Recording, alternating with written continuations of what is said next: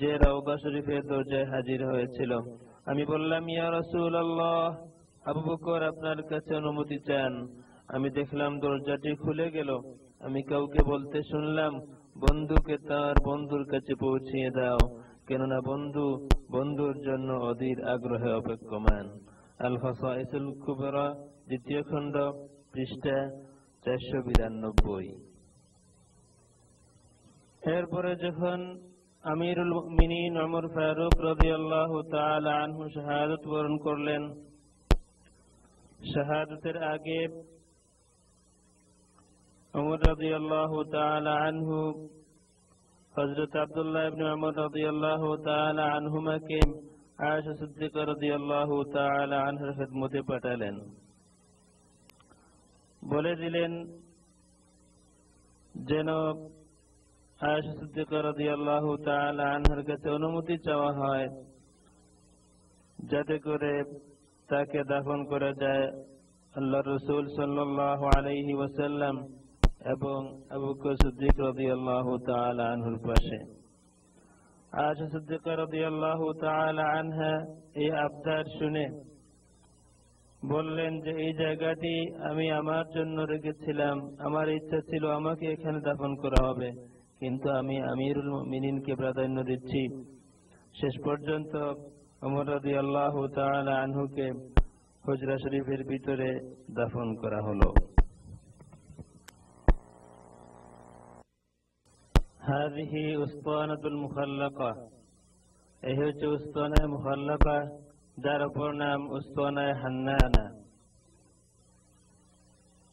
উসতানায়ে হান্নানার সেই মশহুর ঘটনাটি প্রায় সকলেরই জানা আছে। মসজিদ নববী যখন পাকা ছিল না, প্রথম যখন মসজিদ নববী নির্মাণ করা হয়েছিল, খেজুর গাছ দিয়ে নির্মিত হয়েছিল। হুজুর পাক সাল্লাল্লাহু আলাইহি ওয়াসাল্লাম খেজুর গাছের একটি কাণ্ডের সাথে হেলান দিয়ে খুতবা দিতেন। যখন মিম্বর নির্মাণ করা হলো, হুজুর পাক সাল্লাল্লাহু আলাইহি ওয়াসাল্লাম মিম্বরে চলে গেলেন। প্রথম যে শুক্রবার হুজুর পাক সাল্লাল্লাহু আলাইহি ওয়াসাল্লাম খেজুর গাছের ওই কাণ্ডটিকে ছেড়ে মিম্বরে গেলেন, সেই শুক্রবার এই কাণ্ডটি সুর করে কাঁদতে শুরু করলো। উপস্থিত সাহাবায়ে কেরাম সবাই খেজুর গাছের এই কাণ্ডটির ক্রন্দন শুনতে পেলেন। হুজুর পাক সাল্লাল্লাহু আলাইহি ওয়াসাল্লাম মিম্বর থেকে নেমে খেজুর গাছের ওই মরা কাণ্ডটিকে হাত বুলালেন এবং সান্ত্বনা দিলেন। কোন কোন রাওয়ায়াতে আছে হুজুর পাক সাল্লাল্লাহু আলাইহি ওয়াসাল্লাম তাকে জিজ্ঞেস করলেন, তুমি কি চাও? তোমাকে আমি দুনিয়ার কোন বাগানে লাগিয়ে দেই অথবা বেহেশতের বাগানে লাগিয়ে দেই? খেজুর গাছের ওই কাণ্ডটি হুজুর পাক সাল্লাল্লাহু আলাইহি ওয়াসাল্লামের খিদমতে আরজ করলো, ইয়া রাসূলুল্লাহ, আমি চাই আমি আপনার সাথে বেহেশতে থাকব। উসতানায়ে হান্নানা, যার অপর নাম উসতানায়ে মুখাল্লাকা, তার অবস্থান হচ্ছে মেহরাব শরীফের ঠিক পশ্চিম দক্ষিণ কোণে। মেহরাব শরীফের ঠিক দক্ষিণ পশ্চিম কোণে যে খাম্বাটি আছে সেটাই হচ্ছে উসতানায়ে মুখাল্লাকা বা উসতানায়ে হান্নানা। এই হচ্ছে উসতানায়ে হান্নানা বা উসতানায়ে মুখাল্লাকা, যার অবস্থান মেহরাব শরীফের ঠিক দক্ষিণ পশ্চিম কোণে। ওসমান রাদিয়াল্লাহু তাআলা আনহুর জামানায় যখন মসজিদ নববী পুনর্নির্মাণ করা হলো, তখন এই উসতানায়ে হান্নানা সেখান থেকে স্থানান্তর করা হলো কোন কোন রওয়ায়াত মতে। কোন কোন রওয়ায়াত মতে হযরত উবাই ইবনে কাব খেজুর গাছের ওই কাণ্ডটি নিয়ে যান। কোন কোন রওয়ায়াত মতে ওই কাণ্ডটিকে তার স্থানেই, অর্থাৎ বর্তমানে যেখানে উসতানায়ে মুখাল্লাকা সেখানেই দাফন করা হয়। আবার অন্য আরেকটি রওয়ায়াত মতে মিম্বর শরীফের নিচে দাফন করা হয়। বায়তুল মাকদিসের কিবলা উসতানায়ে আয়েশাকে পিছনে রেখে পঞ্চম পিলার যেখানে বর্তমানে আছে সেখানে দাঁড়িয়েই নবী পাক সাল্লাল্লাহু আলাইহি ওয়াসাল্লাম নামাজের ইমামতি করতেন বায়তুল মাকদিসকে কিবলা বানিয়ে। উস্তনে আয়েশা থেকে উত্তর দিকে ষষ্ঠ পিলার, উস্তনে আয়েশাকে পিছনে রেখে পঞ্চম পিলার, আবার উস্তনে আয়েশা সহ উত্তর দিকে ষষ্ঠ পিলার বর্তমানে যেখানে আছে সেটাই হচ্ছে বায়তুল মাকদিসের কিবলার স্থান। হুজুর পাক সাল্লাল্লাহু আলাইহি ওয়াসাল্লামের মিম্বর। মসজিদ নববী নির্মাণের পর হুজুর পাক সাল্লাল্লাহু আলাইহি ওয়াসাল্লাম উস্তনে হান্নানাতে এলান দিয়ে খুতবা দিতেন। জিজ্ঞাসা করা হলো, ইয়া রাসূলুল্লাহ, আমরা কি আপনার জন্য মিম্বর বানিয়ে দেব? হুজুর ইচ্ছা প্রকাশ করলে মিম্বর বানানো হলো। এই মিম্বরটি ছিল 3 সিঁড়ি বিশিষ্ট কাঠের একটি মিম্বর। হুজুর পাক সাল্লাল্লাহু আলাইহি ওয়াসাল্লাম উপরের সিঁড়িতে বসতেন।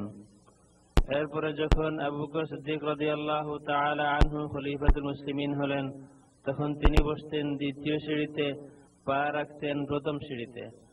যখন ওমর ফারুক রাদিয়াল্লাহু তাআলা আনহু খলিফাতুল মুসলিমিন হলেন, তখন তিনি বসতেন প্রথম সিঁড়িতে আর পা রাখতেন মাটিতে। যখন উসমান রাদিয়াল্লাহু তাআলা আনহু খলিফাতুল মুসলিমিন হলেন, তিনি 6 বৎসর যাবৎ এভাবেই ওমর রাদিয়াল্লাহু তাআলা আনহুর মতো প্রথম সিঁড়িতে বসতেন আর মাটিতে পা রাখতেন। এরপরে 6 বৎসর পরে তিনি উপরে উঠে নবী পাক সাল্লাল্লাহু আলাইহি ওয়াসাল্লাম যে সিঁড়িতে বসতেন অর্থাৎ প্রথম সিঁড়িতে বসা শুরু করেন। মুআবিয়া রাদিয়াল্লাহু তাআলা আনহু হজ করার পরে এই মিম্বরটিকে উঁচু করা হয়। এতে মিম্বরের সিঁড়ি সংখ্যা দাঁড়ায় 9।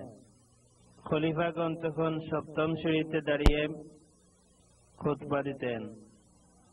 এই মিম্বরটি 654 হিজরি সনে মোতাবেক 1256 ইংরেজিতে একটি দুর্ঘটনায় মিম্বরটি জ্বলে যায়।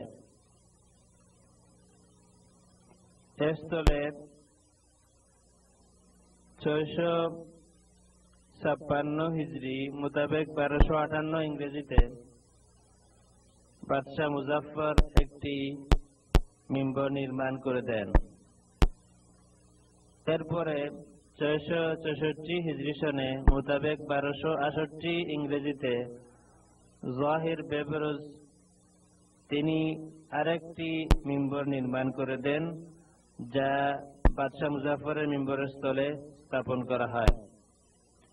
এরপরে 797 হিজরি সনে জাহির বারকুক আরেকটি মিম্বর পাঠান, যে মিম্বরটি আগের মিম্বরের স্থলে স্থাপন করা হয়। 820 হিজরিতে বাদশাহ মুআইয়িদ যে মিম্বরটি পাঠান, সেই মিম্বরটি স্থাপন করা হয় আগের মিম্বরের স্থানে।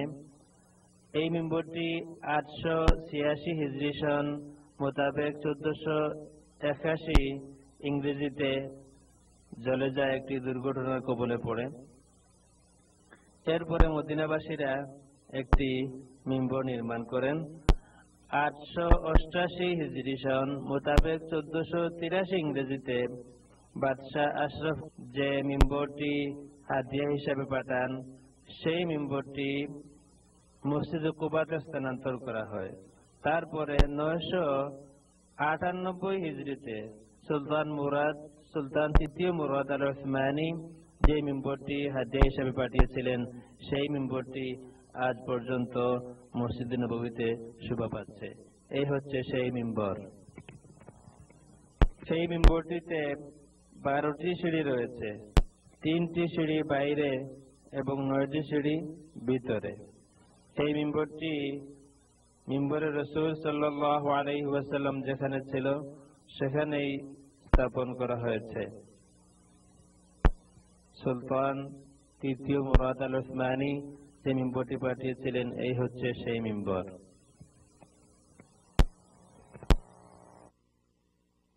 মসজিদে নববী যখন প্রথম নির্মাণ করা হয়, নবী পাক সাল্লাল্লাহু আলাইহি ওয়াসাল্লাম মসজিদের 3টি দরজা রেখেছিলেন, বাবে জিবরিল, বাবে রহমত, এবং যেহেতু কিবলা ছিল উত্তর দিকে বাইতুল মুকদ্দাসের দিকে, সেহেতু দক্ষিণ দিকে একটি দরজা ছিল। কিন্তু কিবলা পরিবর্তন হওয়ার পর নবী পাক সাল্লাল্লাহু আলাইহি ওয়াসাল্লাম দক্ষিণ দিকে দরজাটি বন্ধ করে উত্তর দিকে একটি দরজা খুলে দেন।